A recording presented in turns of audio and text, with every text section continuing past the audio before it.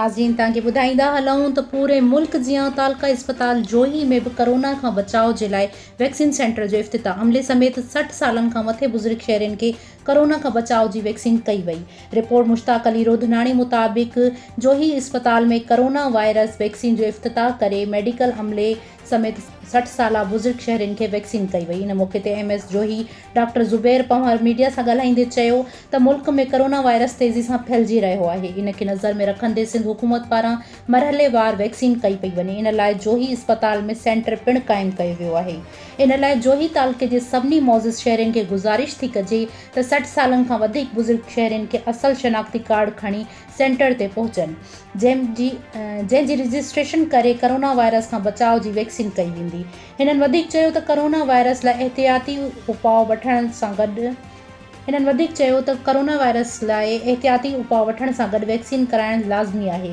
हिकु सवाल जे जवाब में हिननि चयो त कोरोना वैक्सीन जा के बि साइड इफ़ेक्ट नाहिनि। इहो तासुर ग़लति आहे त वैक्सीन कराइण सां साइड इफ़ेक्ट पियो थिए। हिननि चयो त वैक्सीन कराइण लाइ जोही तालुके जा नौजवान अॻिते अचनि जीअं मोज़ी मर्ज़ खां बची सघिजे। डॉक्टर साहब अॼु जेको आहे तव्हां हिते कोविड-19 जी इंजेक्शन कयो पिया जेका वैक्सीनेशन उन हवाले सां थोरो असांखे ॿुधाइजो ऐं जीअं आवाम में आगाही मुहिम थी सघे तव्हां थोरो उन ते तफ़सील सां ॿुधायो। जीअं त हीअ असांजो कोविड वैक्सीनेशन सेंटर जेको आहे इहा 11 तारीख़ खां वठी स्टार्ट आहे। हिन में असां पहिरीं जेको मरहले में असांजा जेके फ्रंटलाइन हेल्थ वर्कर्स आहिनि उन्हनि सभिनी खे हिन मरहले में असां जेका वैक्सीनेशन कंदासीं। उन सां गॾोगॾु असांजे जेके मर्द ऐं औरतूं जेके सिटीज़न असांजा 60 साल खां मथे जी उमिरि जा आहिनि उन्हनि खे बि असां हिन मरहले में शुरू कयूं था। उन्हनि जी वैक्सीनेशन असां शुरू कयूं था। असां वटि 3 ॾींहंनि खां वठी गुज़िरियल जेको आहे 11 तारीख़ खां वठी असां वैक्सीनेशन शुरू कई आहे ऐं असांजो जेको स्टाफ आहे उहो असां मरहलेवार उन्हनि खे जेका आहे रजिस्ट्रेशन कंदा उनखे हाराईंदा था वञूं।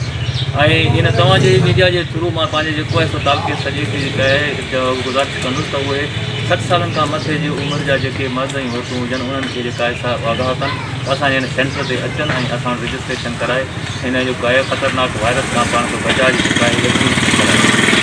अच्छा, वैक्सीन जेका तव्हां कयो था हिन जे रजिस्ट्रेशन जो तरीक़ेकार छा आहे? हिनजो रजिस्ट्रेशन जो तरीक़ेकार इहा आहे त असांजे तालुके इस्पताल में ही वैक्सीनेशन सेंटर आहे। हिते असांजो अमलो मौजूदु आहे। उते असां वटि डेस्क ठहियलु आहे, रजिस्ट्रेशन डेस्क। उते असांजो माण्हू वेठल आहे। उहो माण्हू असली शनाख़्ती कार्ड खणी ईंदो अॻिते रजिस्ट्रेशन कराईंदो। उन खां पोइ उनजे शनाख़्ती कार्ड नंबर जो जेको आहे असां SMS कंदासीं 1166 ते। उनजो कोड अची वेंदो। उन कोड खे वेरीफाई करे उन खां पोइ उनखे असां वैक्सीनेशन शुरू कंदासीं। चया तव्हां वैक्सीन कराई आहे, तव्हां हींअर कीअं था महसूसु कयो? सर बिल्कुलु जीअं असां पहिरियों असां ईअं आया आहियूं, का बि शिकायत कोन्हे, का तकलीफ़ कोन्हे, जिस्मानी तरह का बि शइ महसूसु कोन थी थिए। जंहिंमां इहो महसूसु थिए त असांखे इंजेक्शन वैक्सीन कराइण खां पोइ का शिकायत थिए थी, हींअर ताईं का शइ अहिड़ी महसूसु कोन थी थिए। असांजा दोस्त परेशान न थियनि, बिल्कुलु पंहिंजे बहितरीन तरीक़े सां अची असांजा दोस्त ताउन कनि था, वैक्सीन कनि था, ॿिया अची पंहिंजी वैक्सीन कराइनि।